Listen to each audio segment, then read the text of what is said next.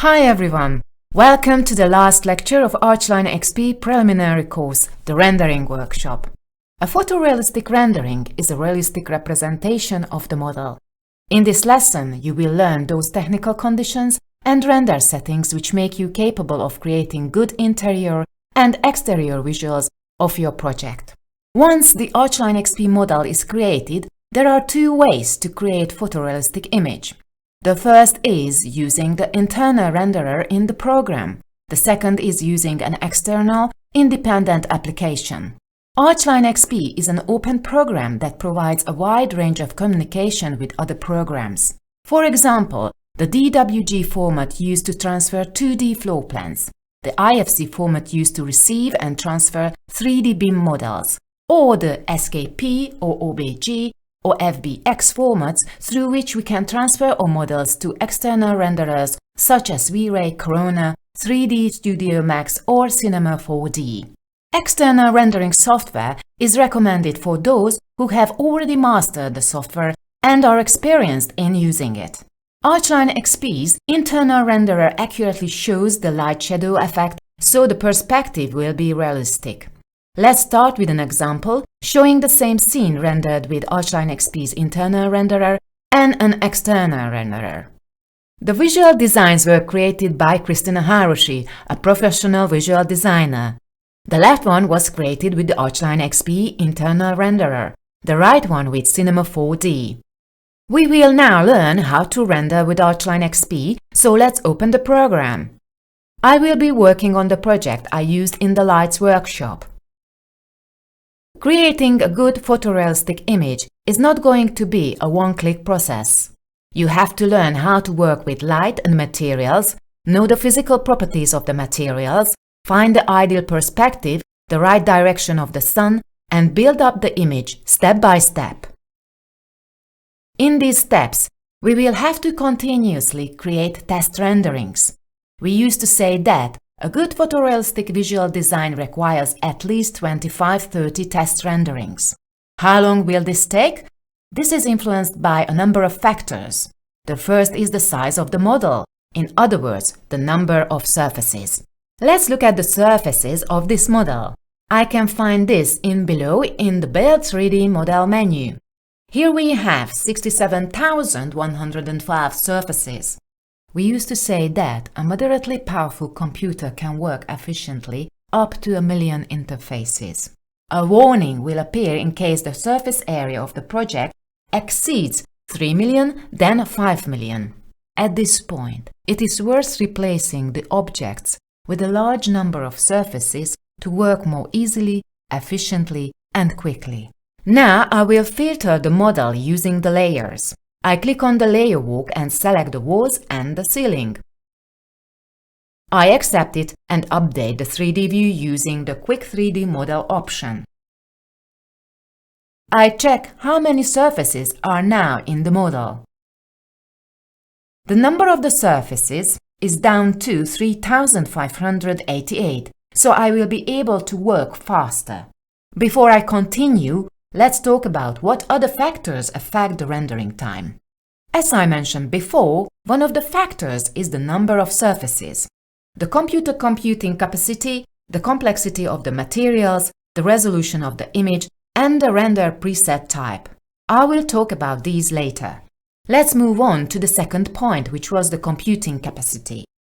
By selecting the dxdiag command in the Windows search box, I can see the computer properties.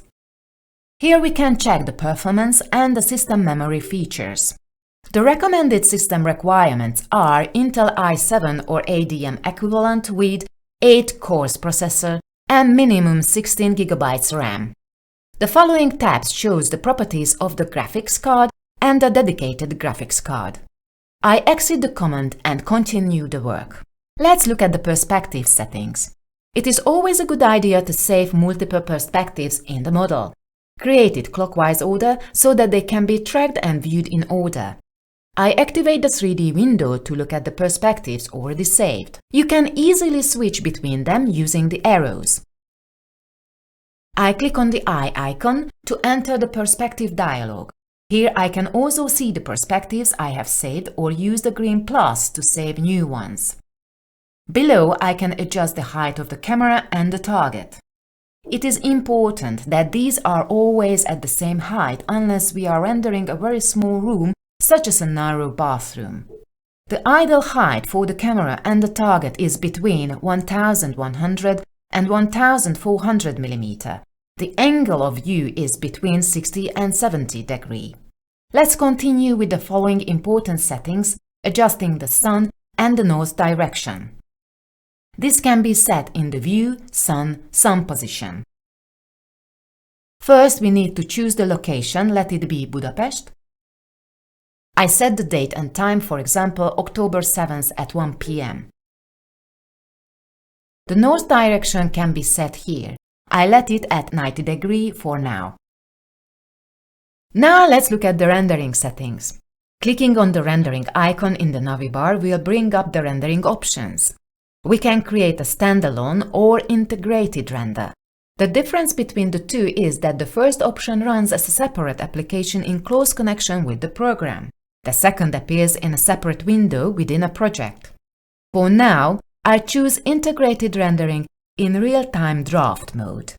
Let's see what we need to set up before rendering. First, I need to set the resolution. Lower resolution images are used for test renders. Full HD and higher resolution images are created for clients. For now, I choose 800 by 600 resolution. Let's look at the rendering presets. There are three types, from A01 to A03 for exterior scenes, from E01 to E03 for interior scenes, and the real-time draft type. The first two types have three levels: quick, detailed, and complete. The sets generate images of increasingly higher quality and less noise. Each set is expected to require 3 times longer rendering time than the previous one. The real-time draft mode will give a quick but not a presentable result. The light conditions appear roughly, the surface becomes blurry. Yet, due to its speed, it is worthwhile to make tryout renders. Refining material setting with this render mode, you can save time. I select the interior complete type to show the lighting sampling rate option. This can be set only in the complete presets. Light source sampling rate controls the shadow details. It is also responsible for reducing the image noise. The more we increase this value, the clearer the image will be, but this will cause a significant increase in render time. I return to the real-time draft and continue with the other parameters. Next is the light sources. When this option is turned on, it visualizes the light sources of the project as light bulbs. This option is recommended when the light sources are not directly visible. Usually this option should be turned off because the light is seen without it too. The Enable Artificial Lights is a master switch that allows you to turn off all lights even if you previously turned on any of them. Let's switch this on. Next is sunlight. Setting of this essentially determines the nature and the intensity of the external light effects on the scene. We can choose between clear daylight, cloudy daylight, night sky, or no sun and sky. If we choose clear daylight, we have to adjust the intensity of the sun. Now keep it at 50. Then comes the roughness. Various surfaces can be uneven or smooth based on their texture pattern. If you activate this option during the rendering, you will actually see these surfaces in the image. This option should be active. Surface roughness will appear on each surface if the material settings allows it. We can choose a color or picture too as a background. There are default settings in the program, but we can also import our own background. In addition, we also have panorama images available, and we can also import our own. The panorama images completely surround the model, so they give a much more realistic render, as we will see different details of it from different windows. If we choose a panorama, we must specify its direction. I reset the background to the city cloudy sky. Next, we need to specify where we want to save our rendered image. For me, this will be the preliminary course rendering folder. The last thing we need to adjust is the background brightness. This will be the brightness of the background image.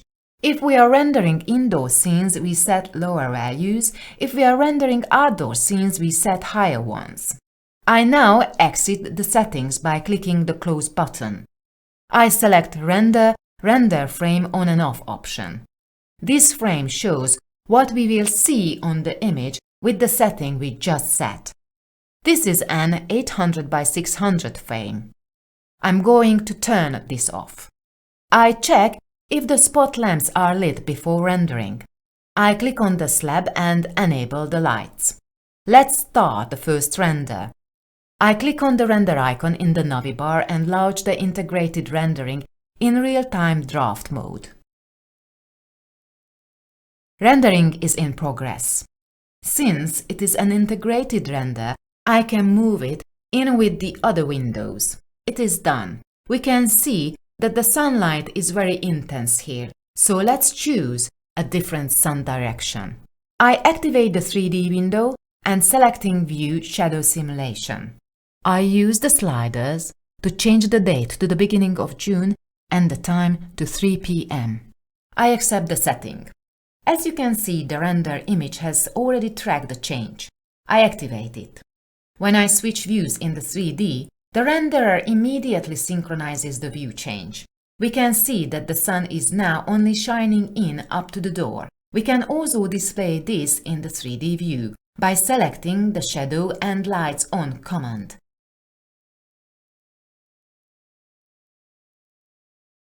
I turn it off. Let's get back to work. I'm going back to the previous perspective, the 051. We are going to work on this. Let's look what we need to do to get a good photorealistic image. We propose to divide the workflow into 3 phases. The first phase, when we are only dealing with the architectural elements, this is why we have turned off the other layers before. The second phase is when we switch on the furniture layers too and work with them. The third phase is when we deal with the decoration and other accessories. There are 3 steps within each phase.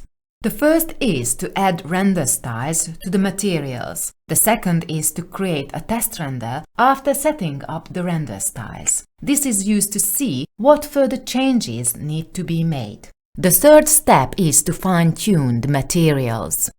Let's start with the first step of the first phase, where we will deal with the definition of the rendering styles for architectural elements.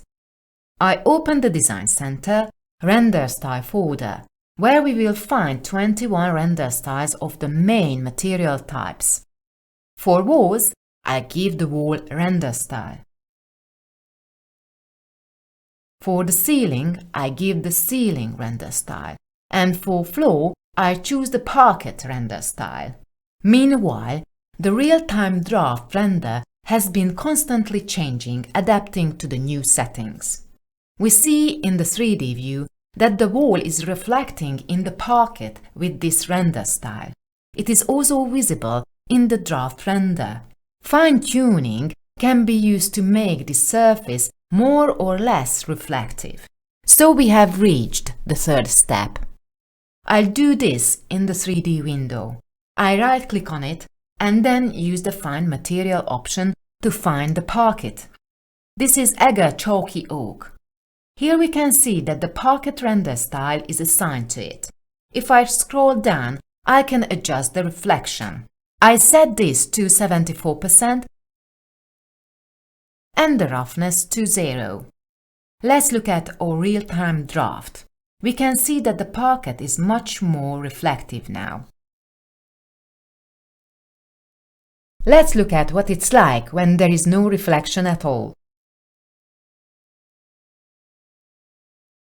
It looks like this. I reset it to 70% and the roughness to 5%.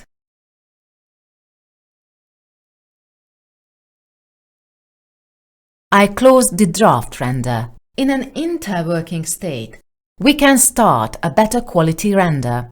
I select the standalone rendering Then the interior quick preset. I do not change other settings. This will take more time even though the resolution is the same.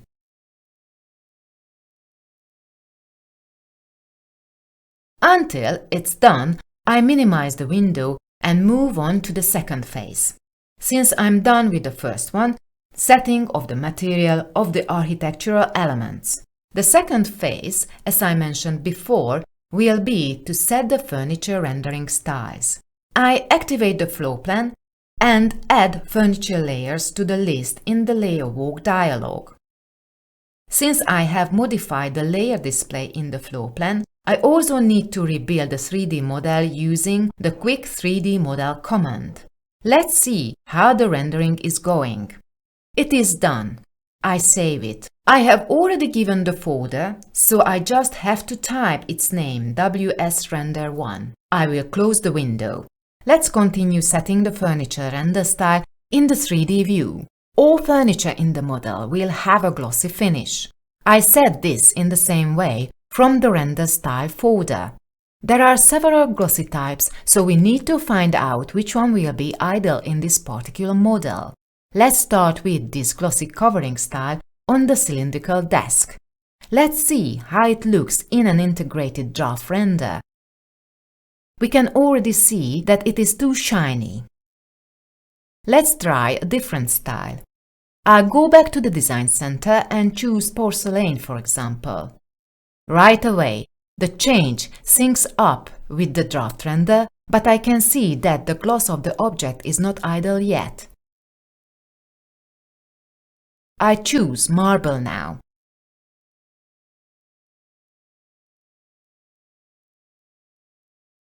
This is the one. When working on furniture, it is a good idea to start a good quality render with a detailed or a complete preset up to close on furniture. This way we can choose a lower resolution as the furniture will fill the image. In the next step, I'm going to create a mirror on the bluish wall at the back.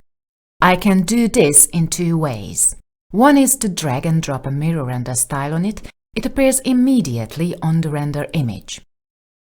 The other solution is to choose a mirror material for the wall. I can do this from the Design Center. I choose it from the materials. Let it be Mirror 03. I drag it onto the 3D window and apply it to the wall using the option S-Painting. The render window changes immediately, and we can see that we have created the mirror wall with the second method too. I undo the material swap and reset the render style of the wall to wall.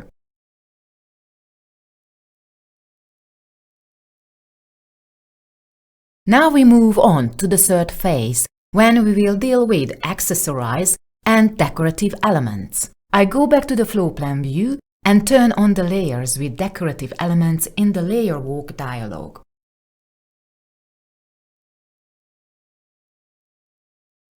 Then I rebuild the 3D model. Now the decorative elements are displayed too. The draft render has also been updated. I switch to the 3D window and set monitor screens as if they were on.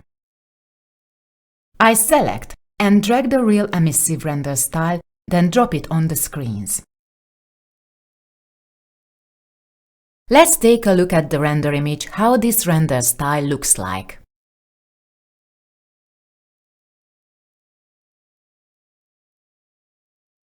I will also create a standalone rendering with interior complete preset. Resolution should remain 800 by 600. I set the light sampling rate to a lower value to reduce render time. Let's make it 24. The rendering will still take longer than the real-time draft or a quick interior one, but at this stage it's worth waiting for the result. I'll start rendering. While the image is being created, let's talk about these effects. I will be able to adjust these during rendering, but it's always a good idea to wait for a clearer image before adjusting the parameters. Now I have a pretty good view of the image, so I can start setting up the effects. It is recommended to set the exposure first so that the white colors are right. This modification is visible immediately. The next setting is the brightness. By adjusting this, I can lighten or darken the image. I'll show you the extreme ends. We can reset them to default by clicking on the icons. Be careful using these effects, because setting them too high or too low can result in an undesirable final image. I'm making minimal changes, for example, setting the brightness to 7. The next one is contrast. This will make dark areas darker and the bright areas brighter, or vice versa. I set this to 10. Then comes saturation. We can increase or decrease the color vividness. This should be at a value of 8. The next 3 settings are responsible for a subsetting. Shadows, midtones and highlights can be controlled separately.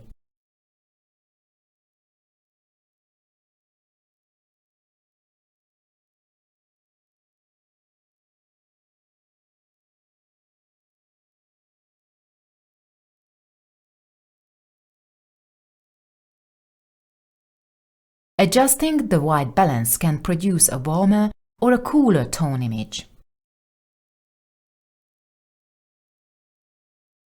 Let's look at the next tab, Details. Here we can change the settings that we set before the render started. In the meantime, the image is done. The Save button becomes active and I can save it to the preset folder. I save it as WS-Render2. In the top right corner, the Resolution Selector tab becomes active, where we can change the resolution, and in the middle we can choose between the saved views. Pre-saved views are added to the list, so we don't have to go back to the model again and again, but can choose from the views here. Once everything is correct on this render, we can start a full HD render, which can be shown to the client. I select a resolution of 1920 by 1080 and set the light sampling rate to 128. I start rendering. This will take much longer, up to an hour, as it will be a very high quality rendered image.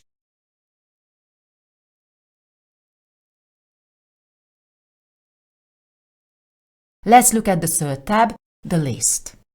We see that the 5th view has already been rendered and saved. I stop rendering to make the menu item active. If I tick the square before the name of the view, it will be added to the rendering list. I select a resolution of 800 by 600 and another view. Let it be 03. The program will then start rendering with the new settings. This also needs to have its effects set and the details of what settings are used to render the image. I'll wait until the image clears up and set the effects. Let's start with the exposure, let's say 379. I'll set the brightness to 5 and the contrast to 8.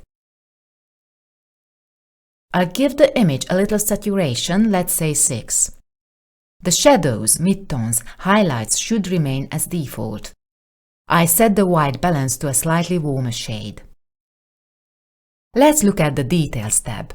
The preset remains interior complete, but I set the light sampling rate to 60. I leave the other settings unchanged.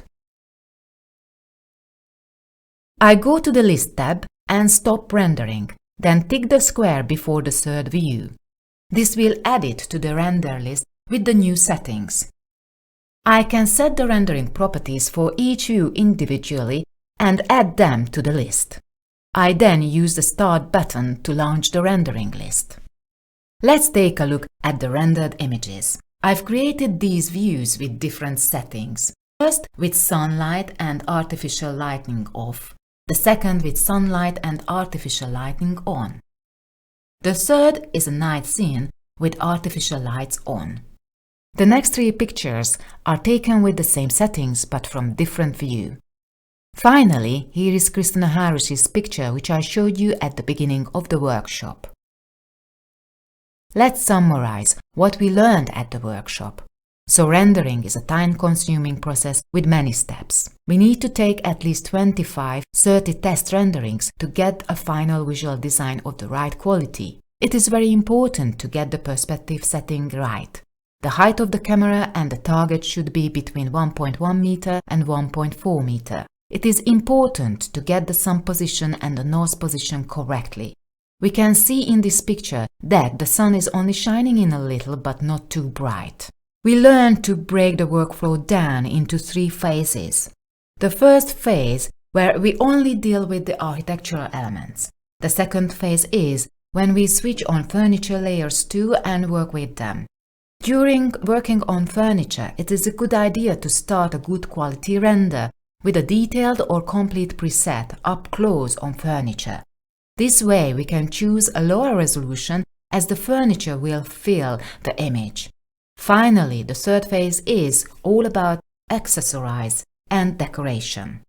We suggest 3 steps for each phase. The first is to set the render styles on the materials. The second is to create test renderings. This can be real-time draft or even an interior quick type. The third step is to fine-tune the materials. Enabling artificial lights is a great choice, even for daytime scenes, as they complement natural light well. Once all these are set, we can get a true-to-life photorealistic view in Full HD resolution. I also recommend you to visit the classic living room video of the workflow series on the ARCHLine XP website under Learn Tutorial Videos, where Christina Haroshi shows you the settings she used to create this render. And if you download the workshop installer, you will find the start file of this project in the rendering folder. Thank you very much for joining me for these 7 lectures. I hope you enjoyed the course and gained some skills how to use the program. Have a great day. Bye-bye.